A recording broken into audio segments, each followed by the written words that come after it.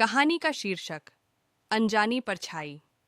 गांव के आखिरी कोने में एक पुराना खंडहर था जिसे सभी लोग अपनी कहानियों में बुरी आत्माओं का घर मानते थे।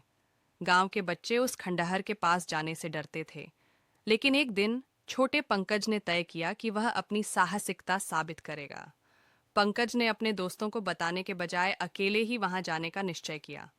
रात का समय था और चांद की हल्की रोशनी खंडहर पर पड़ रही थी।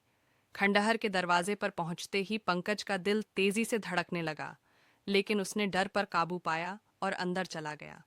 अंदर का दृश्य बेहद डरावना था।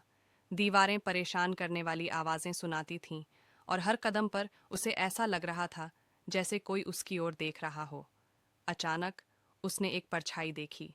वह डरकर पीछे मुड़ा, लेकिन उसके पास कोई रास्ता नहीं था। परछाई धीरे धीरे उसकी ओर बढ़ रही थी। पंकज ने चिल्लाने की कोशिश की, लेकिन उसकी आवाज गले में फंस गई। जैसे जैसे वह परछाई करीब आती गई, पंकज ने देखा कि वह दरअसल एक छोटी बच्ची थी जिसके चेहरे पर डर था। तुम कौन हो? पंकज ने पूछा। मैं यहाँ खो गई हूँ, मुझे घर जाना है, बच्ची ने कहा। पंकज को एहसास हुआ कि वह भी डर में था, लेकिन अब उसे उस बच्ची की मदद करनी थी। उसने उसे भरोसा दिलाया और दोनों खंडहर से बाहर निकलने लगे। जब वे बाहर आए तो बच्ची ने पंकज का हाथ थाम लिया। अचानक वह आसमान में गायब हो गई। पंकज ने देखा कि उस खंडहर के पास एक पुरानी गाड़ी खड़ी थी। बच्ची की परछाई अब सही मायने में काली ना होकर सच्चाई बन गई थी।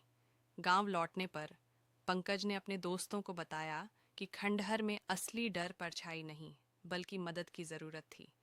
तब से लोग उस खंडहर को लेकर अपनी सोच बदलने लगे। अब वे उसे एक अनजान आत्मा का घर मानते थे, जो तलाश रही थी मित्रता और मदद।